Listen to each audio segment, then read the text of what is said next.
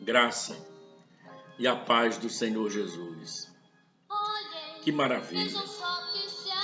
Mais uma vez, Deus nos concede essa grande oportunidade para nós estarmos aqui juntos através desse meio de comunicação, para nós nos alegrarmos no Senhor com a sua palavra. Deus tem uma palavra para o seu coração, para o meu coração. Eu me alegro por poder falar do amor de Deus, da palavra de Deus. É um prazer, irmãos, aquilo que Deus tem colocado em nosso coração, poder passar para você. Sei que nesse dia Deus marcou esse momento para estarmos aqui juntos, compartilhando dessa palavra, amém? Querido Deus, nos abençoa, derrama sobre nós unção, graça e poder, e que o Teu Espírito Santo fale conosco, através da Tua palavra.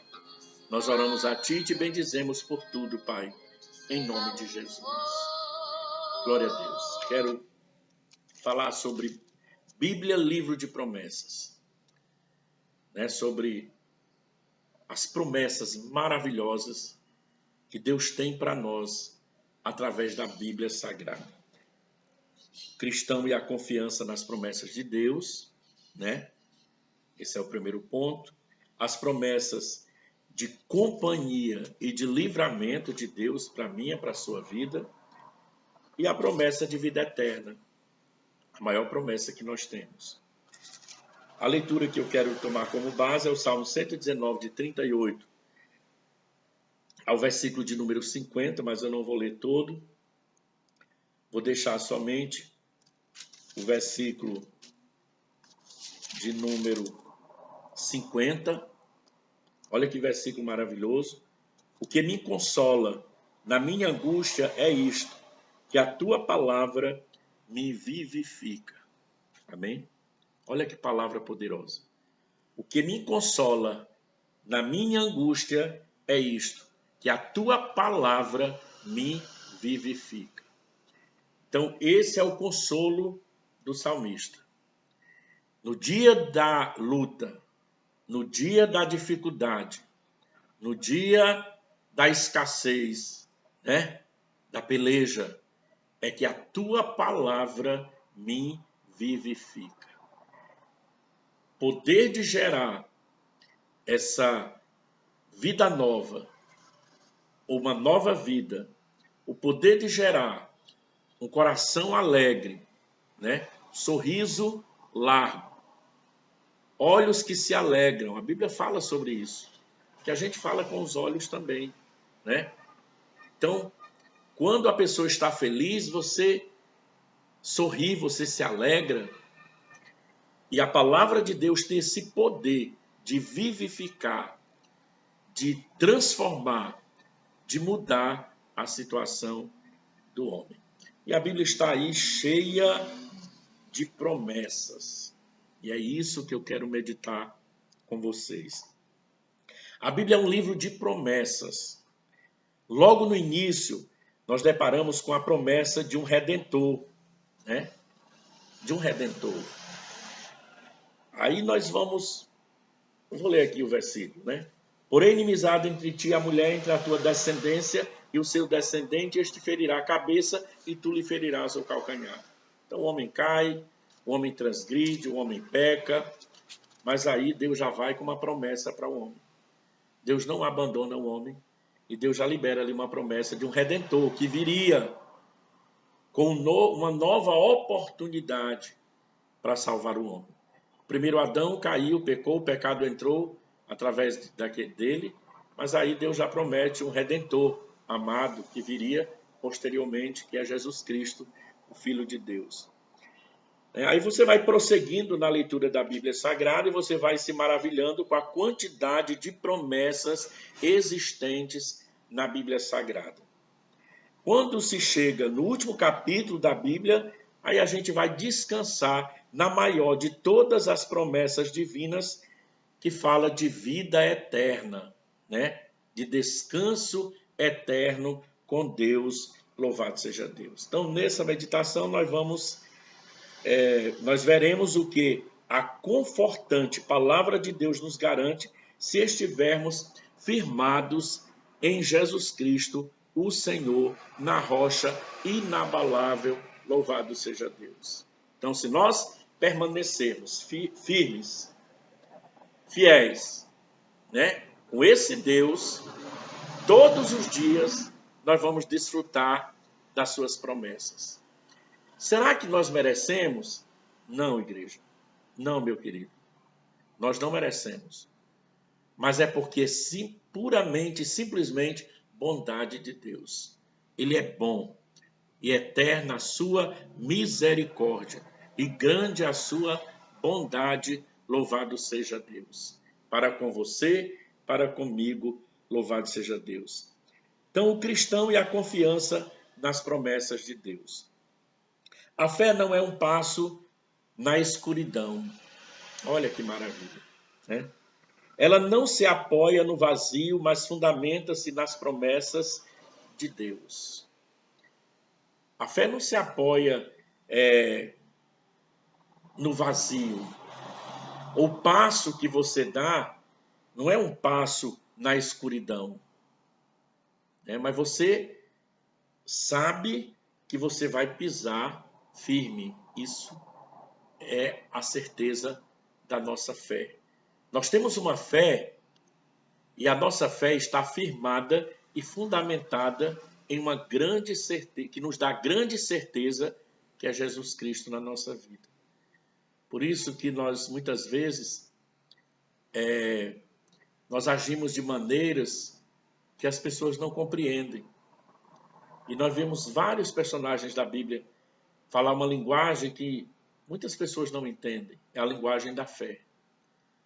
E a gente vai ver aqui pessoas que usaram dessa linguagem e se materializaram na vida delas os sonhos, os desejos, porque elas não estavam dando passo na escuridão, né? E também não estavam ali se apoiando no vazio, mas elas tinham em quem se apoiar. E você tem quem se apoiar.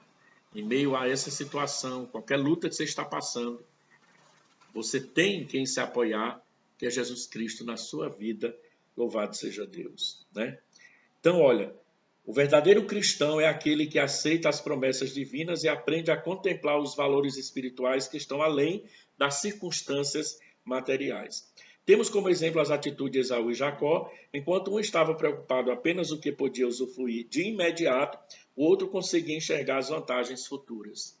Temos aí dois homens, né? Dois irmãos, Esaú e Jacó, e eu sei que vocês conhecem a história deles, né? E enquanto um não estava valorizando o que tão maravilhoso ele tinha, que era o direito da primogenitura, né? Ele era o principal herdeiro e daria continuação o nome da família, receberia em dobro a herança mais do que os outros, mas ele não valorizou. Ele simplesmente chegou do campo faminto e por um prato de lentilha ele trocou e vendeu o direito da sua primogenitura. E a Bíblia diz lá em Hebreus capítulo 12, versículo 17, olha, pois sabeis também que posteriormente, quando herdar a bênção, querendo herdar a bênção, foi rejeitado, pois não achou lugar de arrependimento, embora com lágrimas tivesse buscado. Então, irmão, nós temos que valorizar as coisas espirituais. Nós temos que dar valor àquilo que Deus ele tem feito e tem prometido para nós e realizado na nossa vida. Os direitos que nós temos em Deus. E aqui diz o seguinte, que ao aceitar as promessas divinas, nós temos que aprender a contemplar os valores espirituais que estão além das circunstâncias materiais. Então, tem situações que muitas vezes nós somos colocados até à prova, não é? Coisas materiais, conquistas materiais, mas para você receber e conquistar aquilo ali, muitas vezes você vai negar a sua fé, você vai contrariar a vontade de Deus, ferir a santidade de Deus. E isso, para quem quer viver as promessas de Deus, significa em perda. Foi o que aconteceu com Esaú. Ele perdeu o direito de primogenitura. Embora que depois, como diz aqui em Hebreus, ele arrependido, chorou com lágrimas, pediu o pai dele para que abençoasse, mas o pai dele disse, não, não posso. Eu já liberei a bênção sobre o seu irmão, porque o irmão dele já estava tendo outra visão, né? Ele já, por outro lado, ele desejava as bênçãos espirituais do futuro e dele vieram as 12 tribos de Israel. Né? Então, nós temos que valorizar as coisas espirituais. A gente conquista com oração, com palavra, com jejum, com lágrimas, né? E elas são ricas e maravilhosas em nossas vidas. E temos promessas eternas, né? Vida eterna. Mas para perder, se nós não tivermos cuidado, se nós não zelarmos pelo que é espiritual, pelas dádivas de Deus na nossa vida, podemos perder, como Esaú perdeu a bênção dele, né? Abraão é um dos maiores exemplos de fé.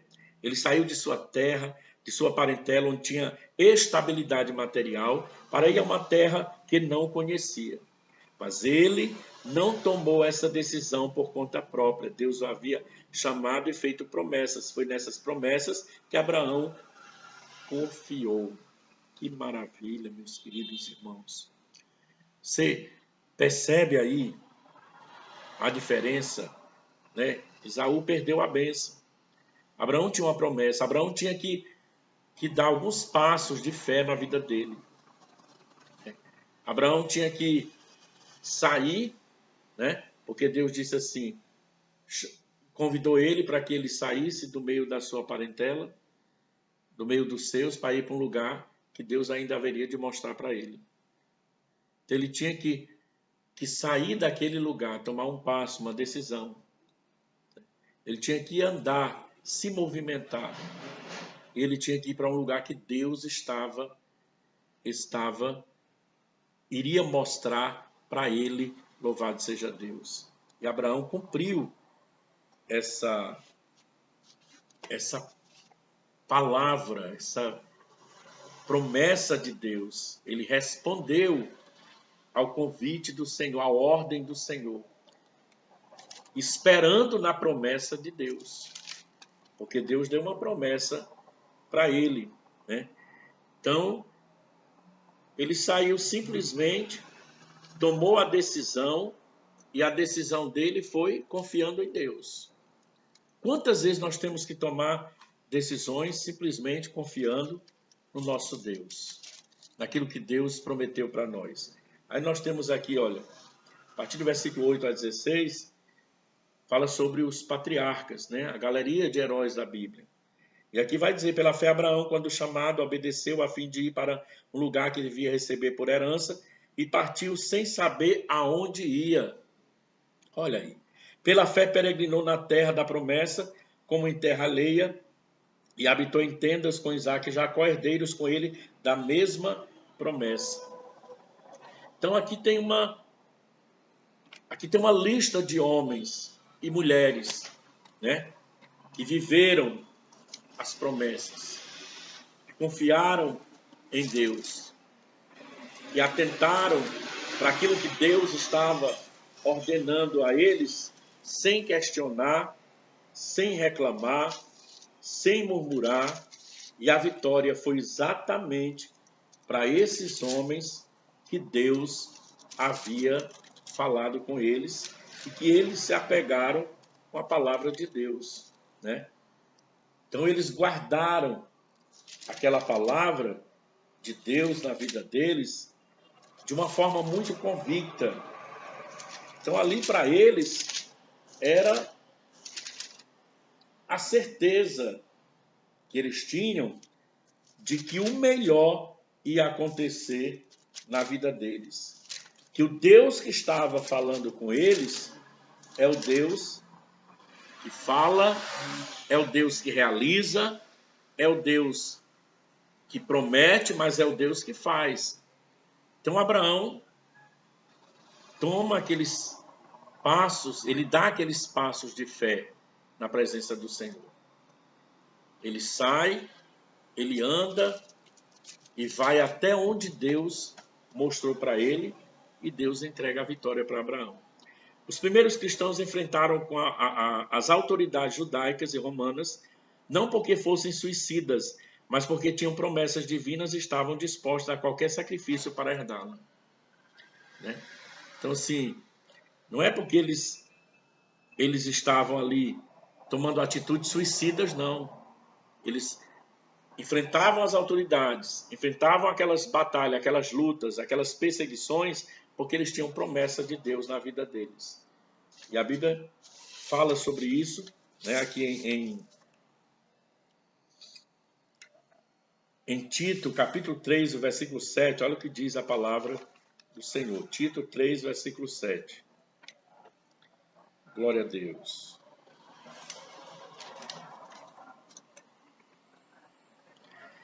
A fim de que, justificados por graça, nos tornemos seus herdeiros segundo a esperança da vida eterna. Eles tinham tanta certeza que a promessa que eles tinham, eles iriam herdar a vida eterna, que eles estavam enfrentando qualquer tipo de luta, qualquer tipo de problema para conquistar a promessa que Deus havia dado para eles. Então, a ousadia espiritual é resultado da confiança que se tem nas promessas de Deus. Essa ousadia espiritual que muitas vezes o homem, servo de Deus, tem, é por causa dessa confiança, né, das promessas divinas. Quanto mais se confia nas promessas, mais firmeza espiritual se tem. Elas não são um engodo, porque foram feitas pelo Deus vivo, que é fiel, todo-poderoso para cumprir as promessas. Aquele que prometeu, ele garante o cumprimento da sua promessa, da sua palavra. Se você tem promessa de Deus na tua vida, pode acreditar que elas vão se cumprir no nome de Jesus. Amém? As promessas de companhia e de livramento. Quantas promessas Deus deu ao povo de companhia, de estar com o povo, de livrar aquele povo. E Deus foi fiel. Uma das grandiosas promessas bíblicas é que o Senhor está sempre conosco. É confortante saber que não estamos desamparados e nem sozinhos. Amém? Você não está sozinho. Você não está desamparado. Deus é contigo em qualquer situação da tua vida. A palavra de Deus diz: se passarem pelas águas, eu estarei contigo. As águas não te submergirão. Se passares pelo fogo, a chama não arderá em ti, porque eu sou o Senhor, o teu Deus, para te livrar. Aleluia. Ele nos livra da água, do fogo, ele nos guarda em qualquer situação das nossas vidas. Promessa de Deus. Moisés ficou apavorado com a ideia de enfrentar Faraó. Já pensou? Apresentou muitos argumentos na tentativa de escapar dessa missão. Mas tudo mudou quando Deus prometeu que estaria com ele. Né? Êxodo 4, 14 e 15. Olha a palavra de Deus, que maravilha. Moisés relutou demais. Né? Êxodo, capítulo de número 4, versículo de número 15. Tu, pois, lhe falarás, e lhes porás na boca, e lhe porás na boca as palavras. Eu sei com a tua boca e com a dele, e vos ensinarei o que deveis fazer. Moisés se apresentou diante de Deus, disse que era tímido, não sabia falar. Ele apresentou vários argumentos, né, irmãos? Mas Deus disse para ele: eu sou contigo, Moisés. Depois que Deus manifestou a presença ali, que Deus, aleluia, agiu de uma forma maravilhosa, Moisés estava ali confiante na promessa do Senhor. Né? Então ele já sabia, tinha certeza que ele não iria se não fosse Deus na vida dele. Estava convicto de que Deus estava com ele no abrir e fechar da sua boca. Embora houvesse limitações, sempre há limitações em nossas vidas, mas se Deus prometeu, Deus vai fazer acontecer, Deus vai realizar, Deus vai cumprir o estabelecido, aquilo que ele prometeu, aquilo que ele falou, vai cumprir-se para a glória do nome do Senhor Jesus. Os salmistas, filhos de Coré, estavam tão convictos da presença de Deus que exclamaram por duas vezes no mesmo salmo, Salmo 46, versículo de número 7 e 11. Ele, o Senhor dos exércitos está conosco, o Deus de Jacó é o nosso refúgio, louvado seja Deus. Ali no Salmo 46 ele vai dizer, Deus é, né? Deus está. Então a Bíblia diz que o Senhor, ele manda aquietar o coração, aquietar a alma, né? Ficar quieto diante do Senhor, porque o Deus dos exércitos está conosco, ele é o nosso Deus, louvado seja o nome do Senhor Jesus. É muito maravilhoso nós termos essa convicção, essa certeza em nossas vidas, né? O cristão não pode perder a fé. De repente, eu sei, você pode estar passando aí uma situação, está complicado para você, né? Mas vamos tomar a palavra de Deus. Versículo 10 do Salmo 46 diz, aquietai-vos, sabei que eu sou Deus, serei exaltado entre as nações, sou exaltado na terra. Então tem momentos que você fica quietinho, espera, deixa Deus agir, te apega com a palavra dele, com a promessa dele na sua vida, amém? Então, os salmistas fizeram isso, né? O Senhor dos exércitos está conosco.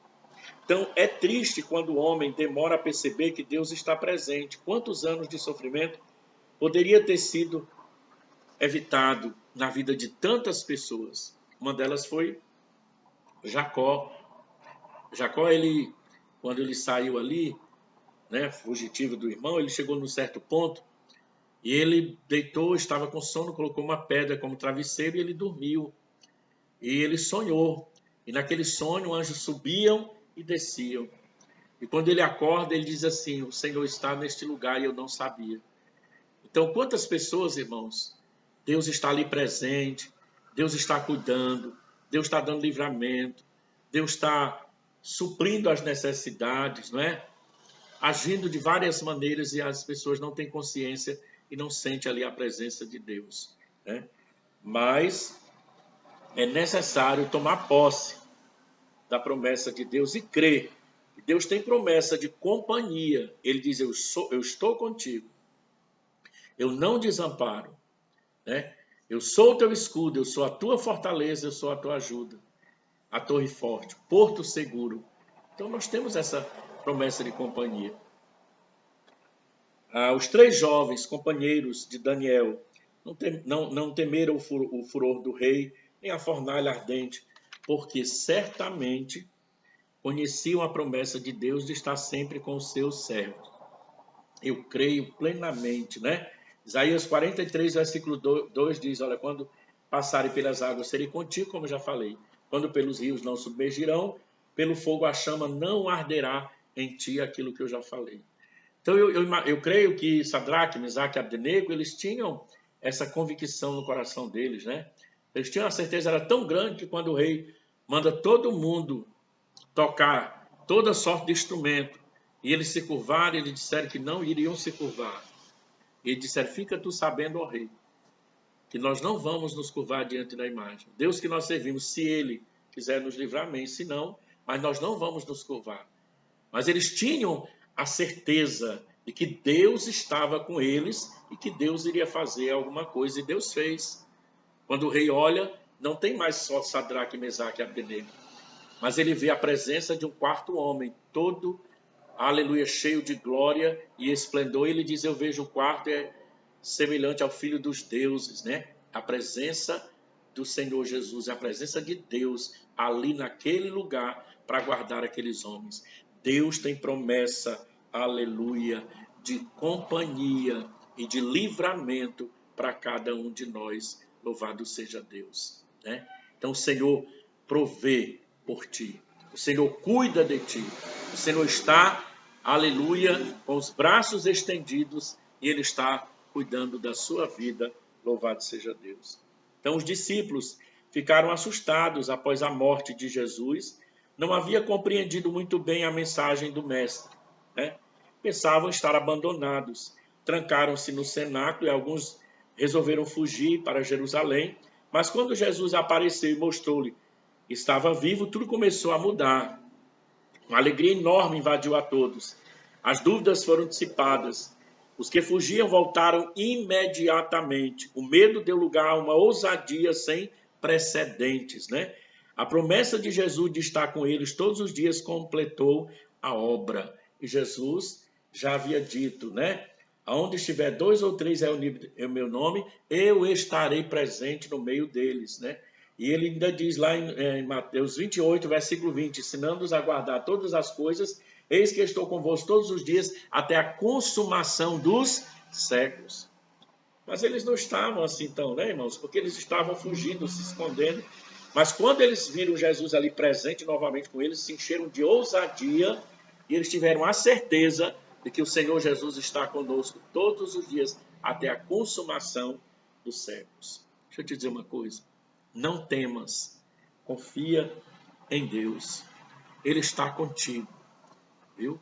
Mais uma vez, não vou me cansar de dizer para você, né? Nessa guerra, nessa batalha, você não está só. Deus é com você. Deus é com cada um de nós. Amém? Então, a presença do Senhor traz conforto, desculpa, e livramento. A presença do Senhor traz conforto e livramento para as nossas vidas.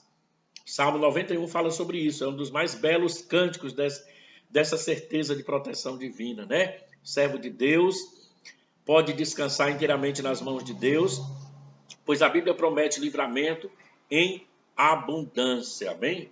Livramentos abundantes na palavra de Deus. A Bíblia diz lá no Salmo 91, né? 1000 cairão ao teu lado, 10.000 ao teu direito, não será atingido, né? Então o Senhor é convosco, o Senhor nos guarda, Ele guarda das trevas noturnas, né? Ele nos livra do mal, das pestes que andam na escuridão. Então o Senhor é maravilhoso, irmãos. Nós só temos que agradecê-lo e confiar que Ele é o nosso companheiro fiel e aquele que nos dá livramento. Para finalizar, a promessa de vida eterna. Essa é a maior de todas as promessas que o Senhor Jesus nos dá. João 3,16, né?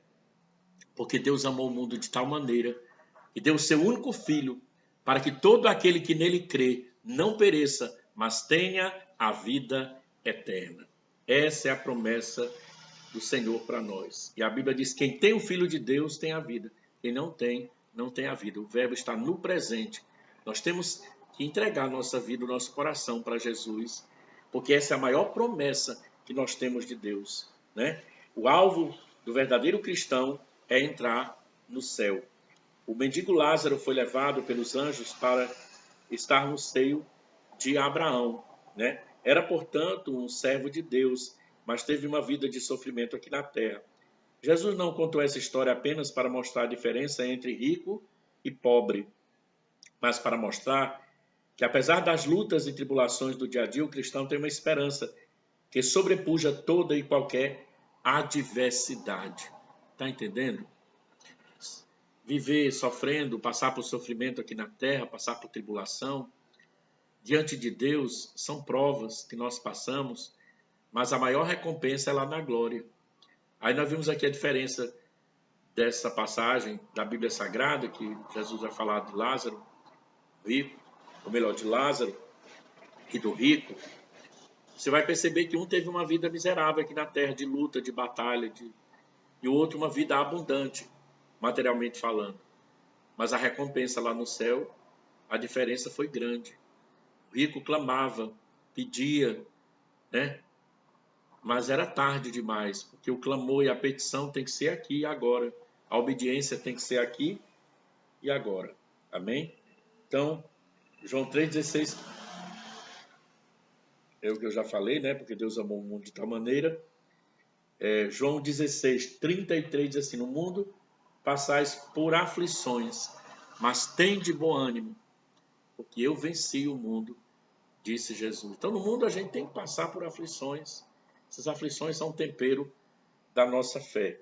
O espinho na carne, as perseguições, não intimidaram o apóstolo Paulo, pois ele estava convicto de que as aflições do tempo presente não são para comparar com a glória futura, viu?